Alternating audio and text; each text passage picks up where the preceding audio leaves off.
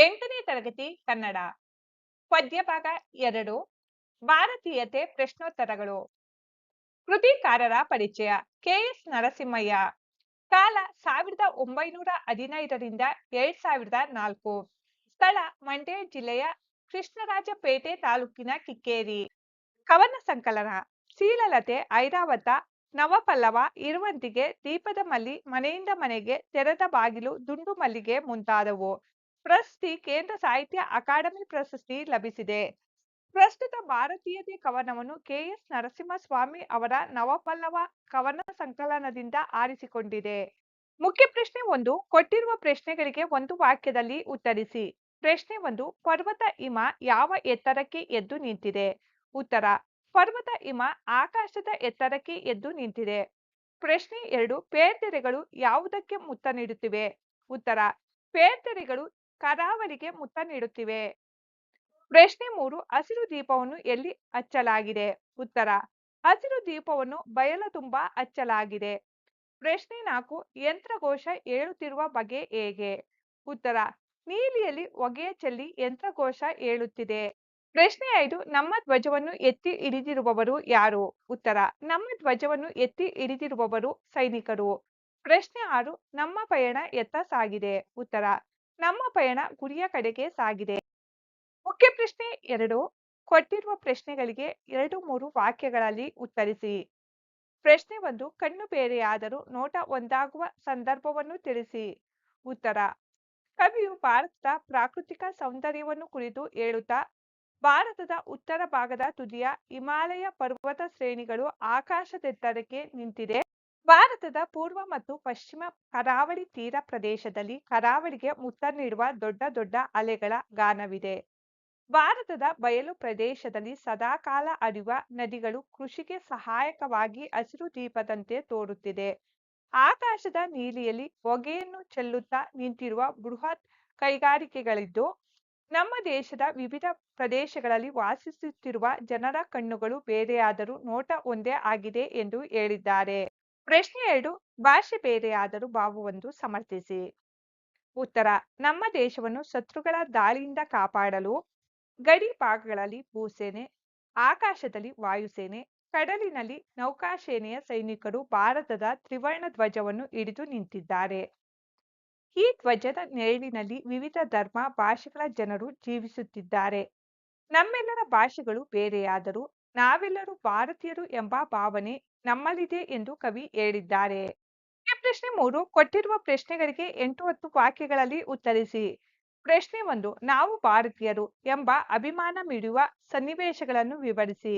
ಉತ್ತರ: ಭಾರತೀಯತೆ ಕವನದಲ್ಲಿ ಕವಿ ಭಾರತೀಯರ ಏಕತೆಯನ್ನು ಕುರಿತು ಅಭಿಮಾನದಿಂದ ಹೇಳಿದ್ದಾರೆ.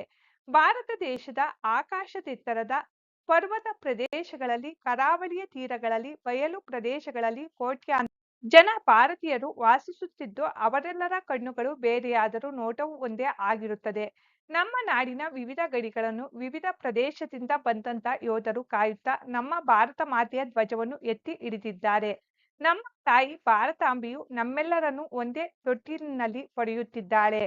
ಭಾರತೀಯರ ಭಾಷೆಗಳು ಬೇರೆ ಬೇರೆ ಆದರೂ ಭಾವನೆಗಳು ಒಂದೇ ಆಗಿದೆ. ನಾವು ಕಷ್ಟದಲ್ಲಿದ್ದರೂ ಪರರ ಕಷ್ಟಗಳಿಗೆ ಮಿಡಿಯುವ ಸಂಸ್ಕೃತಿ ನಮ್ಮದಾಗಿದೆ. ಬಿರುಗಾಳಿ ಎಂಬ ಕಷ್ಟದಲ್ಲಿಯೂ ನಾವು ನಮ್ಮ ಗುರಿಯ ಬೆಳಕಿನೆಡೆಗೆ ಸಾಗುತ್ತಿದ್ದೇವೆ. ನಾವು ಯಾವುದೇ ರಾಜ್ಯದಲ್ಲಿದ್ದರೂ ನಾವು ಒಂದೇ, ನಾವೆಲ್ಲರೂ ಭಾರತೀಯರು ಎಂದು ಕವಿ ಅಭಿಮಾನದಿಂದ ಹೇಳಿದ್ದಾರೆ. ಮುಖ್ಯ ಪ್ರಶ್ನೆ 4. ಈ ಹೇಳಿಕೆಗಳಿಗೆ ಸಂದರ್ಭ ಸಹಿತ ಸ್ವಾರಸ್ಯವನ್ನು ವಿವರಿಸಿ. ವಾಕ್ಯ 1. ಕಣ್ಣು ಬೇರೆ, ನೋಟ ಒಂದೇ. ಆಯ್ಕೆ: ಈ ಮಾತನ್ನು ಕೆ.ಎಸ್. ನರಸಿಂಹಸ್ವಾಮಿಯವರ ನವಪಲ್ಲವ ಕವನ ಸಂಕಲನದಿಂದ ಆಯ್ದ ಭಾರತೀಯತೆ ಎಂಬ ಪದ್ಯದಿಂದ ಆಯ್ದುಕೊಳ್ಳಲಾಗಿದೆ. ಸಂದರ್ಭ: ನಮ್ಮ ದೇಶದಲ್ಲಿ ವಿವಿಧ ರೀತಿಯ ಭೂ ಪ್ರದೇಶಗಳಿದ್ದು, ಪರ್ವತ ಹಿಮ ಆಕಾಶಕ್ಕೆದ್ದು ನಿಂತಿವೆ. ದೊಡ್ಡದಾದ ಸಮುದ್ರದ ಅಲೆಗಳು ಗಾನದಲ್ಲಿ ಕರಾವಳಿಗೆ ಮುತ್ತ ನೀಡುತ್ತಿವೆ. ಈ ಎಲ್ಲಾ ಕಡೆ ವಾಸಿಸುವ ಕೋಟ್ಯಾಂತರ ಜನರ ಕಣ್ಣು ಬೇರೆ ಬೇರೆ ಆದರೂ ನೋಟವು ಒಂದೇ ಆಗಿದೆ ಎಂದು ಹೇಳುವ ಸಂದರ್ಭದಲ್ಲಿ ಕವಿ ಕಣ್ಣು ಬೇರೆಯಾದರೂ ನೋಟ ಒಂದೇ ಆಗಿದೆ ಎಂದಿದ್ದಾರೆ.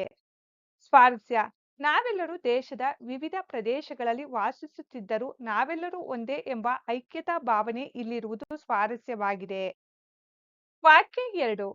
ಭಾಷೆ ಬೇರೆ ಭಾವ ಒಂದೇ. ಆಯ್ಕೆ ಈ ಮಾತನ್ನು ಕೆ.ಎಸ್. ನರಸಿಂಹಸ್ವಾಮಿ ಅವರು ಬರೆದಿರುವ ನವಪಲ್ಲವ ಕವನ ಸಂಕಲನದಿಂದ ಆಯ್ದ ಭಾರತೀಯತೆ ಎಂಬ ಪದ್ಯದಿಂದ ಆರಿಸಿಕೊಳ್ಳಲಾಗಿದೆ.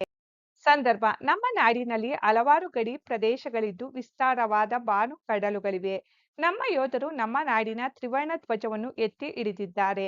ನಾವೆಲ್ಲರೂ ವಾಸಿಸುತ್ತಿರುವ ನಮ್ಮ ದೇಶವಾದ ಭಾರತವು ನಮ್ಮೆಲ್ಲರನ್ನೂ ಪೊರೆದ ತೊಟ್ಟಿಲಾಗಿದೆ. ಯುಗ ಯುಗಗಳಲ್ಲಿಯೂ ನಮ್ಮ ಕೊರಳಿನಿಂದ ಐಕ್ಯತೆಯ ಧ್ವನಿ ಮೂಡಿ ಬಂದಿದೆ. ಅದರಿಂದ ನಮ್ಮ ಭಾಷೆಗಳು ಬೇರೆ ಬೇರೆ ಆದರೂ ಭಾವವು ಒಂದೇ ಎಂದು ಕವಿ ಹೇಳುವ ಸಂದರ್ಭದಲ್ಲಿ ಈ ವಾಕ್ಯವು ಬಂದಿದೆ. ಸ್ವಾರಸ್ಯ ನಮ್ಮ ನಾಡು ವಿವಿಧತೆಯಲ್ಲಿ ಏಕತೆಯನ್ನು ಸಾಧಿಸುವ ನಾಡಾಗಿದೆ ಎಂಬುದು ಇಲ್ಲಿನ ಸ್ವಾರಸ್ಯವಾಗಿದೆ. ವಾಕ್ಯ 3 ಎಲ್ಲೇ ಇರಲಿ ನಾವು ಒಂದೇ. ಆಯ್ಕೆ ಈ ವಾಕ್ಯವನ್ನು ಕೆ.ಎಸ್. ನರಸಿಂಹಸ್ವಾಮಿ ಅವರು ಬರೆದಿರುವ ನವಪಲ್ಲವ ಕವನ ಸಂಕಲನದಿಂದ ಆಯ್ದ ಭಾರತೀಯತೆ ಎಂಬ ಪದ್ಯದಿಂದ ಆರಿಸಿಕೊಳ್ಳಲಾಗಿದೆ. ಸಂದರ್ಭ ನಮ್ಮಲ್ಲಿ ನಾಡಿಗಾಗಿ ಪ್ರಾಣತ್ಯಾಗ ಮಾಡಿರುವ ಅನೇಕ ಹುತಾತ್ಮರಿದ್ದಾರೆ. ನಮ್ಮ ಕಷ್ಟದಲ್ಲಿಯೂ ಪರರಿಗೆ ಮಿಡಿಯುವ ಸಂಸ್ಕೃತಿ ನಮ್ಮದು. ಬಿರುಗಾಳಿಯಂತಹ ಕಷ್ಟ ಸಹಿಸಿ ನಮ್ಮ ಗುರಿಯೆಡೆಗೆ ಸಾಗುವ ಧೀರ ಪ್ರಯಾಣದಲ್ಲಿ ನಾವಿದ್ದೇವೆ. ನಾವು ಯಾವುದೇ ರಾಜ್ಯದಲ್ಲಿದ್ದರೂ ನಾವೆಲ್ಲರೂ ಒಂದೇ ಎಂದು ಕವಿ ಹೇಳುವ ಸಂದರ್ಭದಲ್ಲಿ ಈ ವಾಕ್ಯವು ಬಂದಿದೆ. ಸ್ವಾರಸ್ಯ ನಾವು ದೇಶದ ಯಾವುದೇ ಭಾಗದಲ್ಲಿ ವಾಸಿಸಿದರೂ ನಾವು ಭಾರತೀಯರೆಂಬ ಅರಿವು ಎಲ್ಲರಿಗೂ ಇರಬೇಕೆಂಬುದೇ ಇಲ್ಲಿನ ಸ್ವಾರಸ್ಯವಾಗಿದೆ. ಮುಖ್ಯ ಪ್ರಶ್ನೆ 5 ಬಿಟ್ಟ ಸ್ಥಳ ತುಂಬಿರಿ. 1 ಎಂಥ ಡ್ಯಾಸ್ ವೇಳುವಲ್ಲಿ ಉತ್ತರ ಘೋಷ. ಎಂಥ ಘೋಷ ವೇಳುವಲ್ಲಿ. 2 ಒಂದೇ ನೆಲದ ಡ್ಯಾಸ್ ಉತ್ತರ ತೊಟ್ಟಿಲಲ್ಲಿ. ಒಂದೇ ನೆಲದ ತೊಟ್ಟಿಲಲ್ಲಿ. 3 ನಮ್ಮ ಯುಗದ ದನಿಗಳಾಗಿ ಮೂಡಿದೆಲ್ಲ ಡ್ಯಾಸ್ ಉತ್ತರ ಹಾಡಿನಲ್ಲಿ. ನಮ್ಮ ಯುಗದ ದನಿಗಳಾಗಿ ಮೂಡಿದೆಲ್ಲ ಹಾಡಿನಲ್ಲಿ. 4 ಎಲ್ಲೇ ಇರಲಿ ನಾವು ಡ್ಯಾಸ್ ಉತ್ತರ ಒಂದು.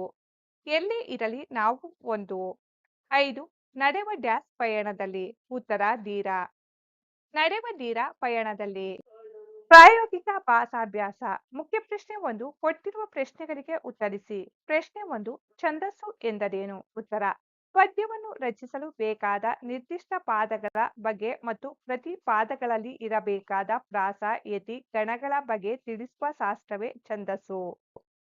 ಪ್ರಶ್ನೆ 2 ಪ್ರಾಸ ಎಂದರೇನು? ಅದರ ವಿಧಗಳು ಯಾವುವು? ಉತ್ತರ ಪದ್ಯದ ಪ್ರತಿಯೊಂದು ಪಾದದ ಎರಡನೇ ಅಕ್ಷರದಲ್ಲಿ ಅಥವಾ ಪ್ರತಿ ಸಾಲಿನ ಕೊನೆಯ ಅಕ್ಷರದಲ್ಲಿ ಒಂದೇ ಜಾತಿಯ ವ್ಯಂಜನವಿದ್ದರೆ ಅದನ್ನು ಪ್ರಾಸ ಎನ್ನುವರು.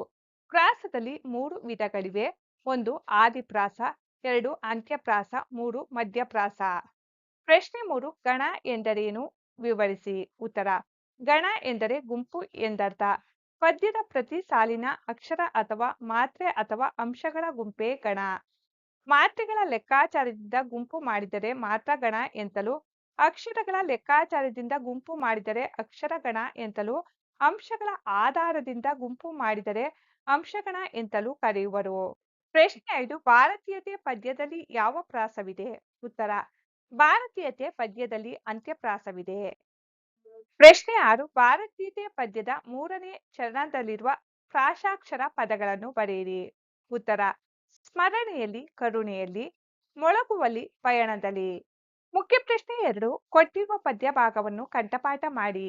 ಪದ್ಯ ಭಾಗ ನಾಡಿಗಾಗಿ ತನುವೆ ತೆತ್ತ ಹುತಾತ್ಮರ ಸ್ಮರಣೆಯಲ್ಲಿ, ನಮ್ಮ ಕಷ್ಟದಲ್ಲೂ ನೆರೆಗೆ ನೆರಳ ನೀವ ಕರುಣೆಯಲ್ಲಿ ದಾರಿ ಬಳಸಿ ಏರುವಲ್ಲಿ, ಬಿರುಗಾಳಿಯೇ ಮೊಳಗುವಲ್ಲಿ, ನಮ್ಮ ಗುರಿಯ ಬೆಳಕಿನೆಡೆಗೆ ನಡೆವ ಧೀರ ಪಯಣದಲ್ಲಿ.